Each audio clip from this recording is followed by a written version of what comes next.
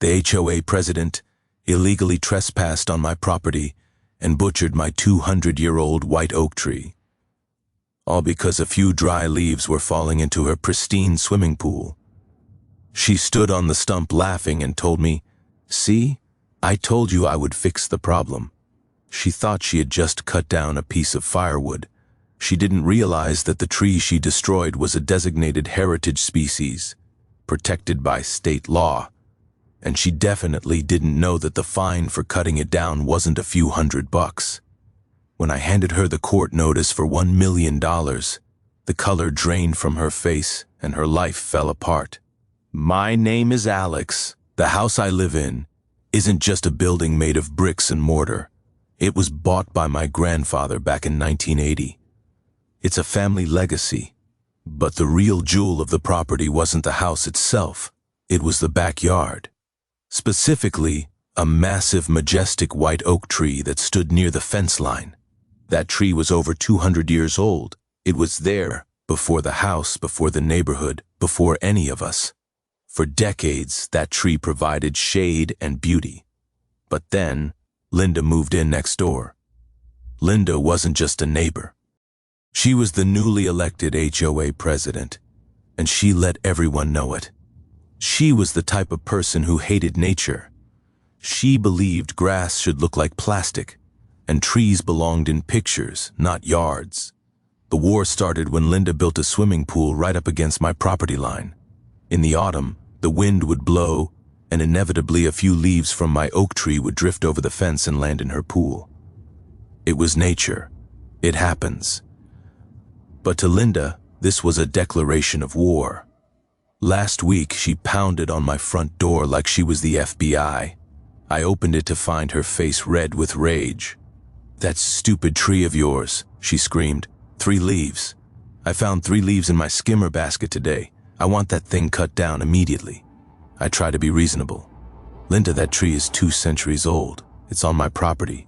And more importantly, it's registered as a heritage tree with the county. I literally cannot cut it down. It's protected by law." "Don't quote laws to me," she snapped. "I am the HOA president.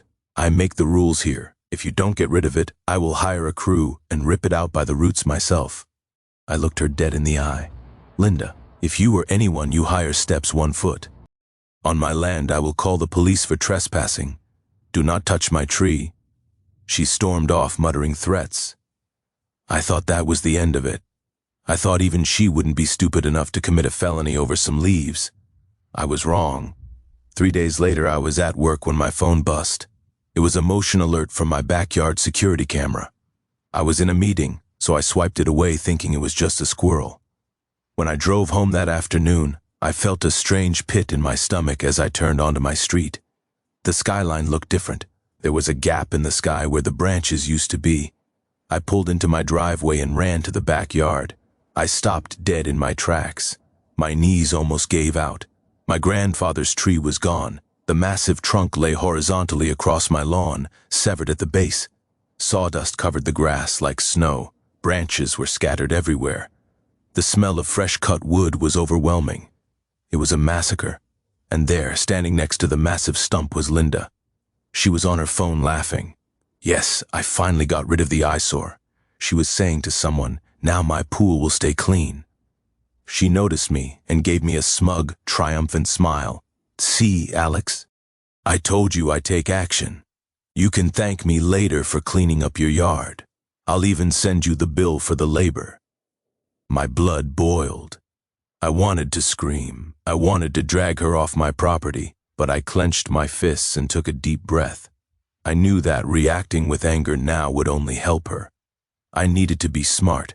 I didn't say a single word to her. I pulled out my phone, recorded a video of her standing over the stump, recorded the damage, and then walked silently into my house. "What's the matter?" she taunted from the yard.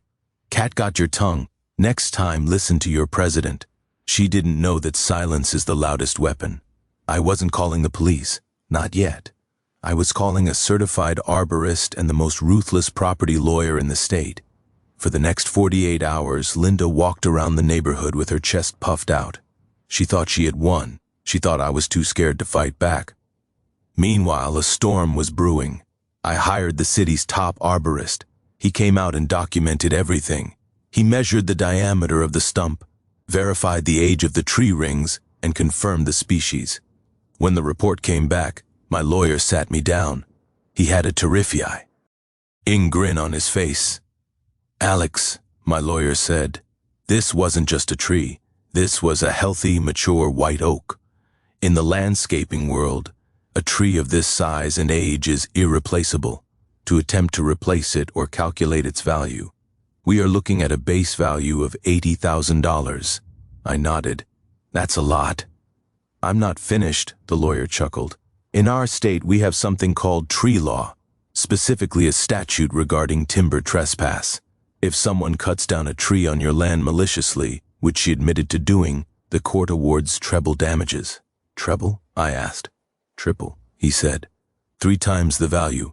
That brings us to $240,000. "But wait," he continued, pulling out a calculator. "Because the tree was on a slope, its roots were stabilizing the ground. Now that it's gone, you have an erosion risk. You need to build a structural retaining wall. That's another $50,000 plus emotional distress, plus legal fees, plus the cost of removing the massive log she left behind." He slid a piece of paper across the desk. "When we add punitive damages for the willful violation of HOA covenants and trespassing, the total lawsuit amount comes to just over $1 million. I closed the file. Let's go give Lind. The good news. Sunday morning was the monthly HOA meeting. Linda was on stage lecturing the residents about maintaining the aesthetic value of the neighborhood. I walked into the hall. The heavy thud of the doors closing made everyone turn around. I was holding a thick legal binder. "Linda," I said, my voice carrying across the room.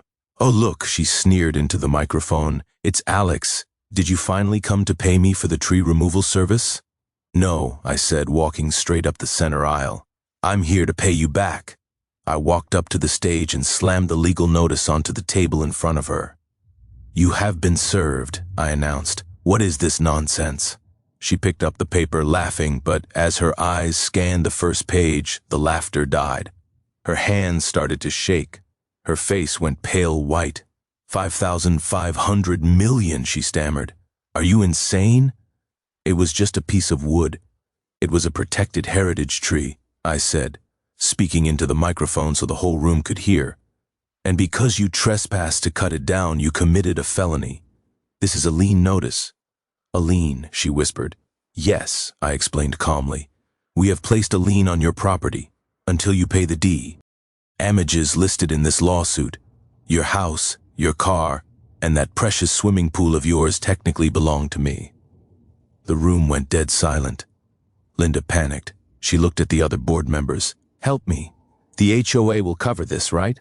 I did it for the neighborhood." The HOA treasurer stood up immediately. "Absolutely not, Linda. You acted without board approval. You violated the law on your own. The HOA is not liable for your crimes."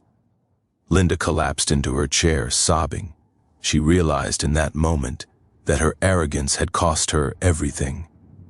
The aftermath, the lawsuit didn't take long. The evidence was undeniable. Since Linda didn't have $1 million in cash lying around, she was forced to declare bankruptcy. She had to sell her house, the very house she was trying to improve, to pay the judgment. And the best part, the new owners who bought her house are great people. They love nature.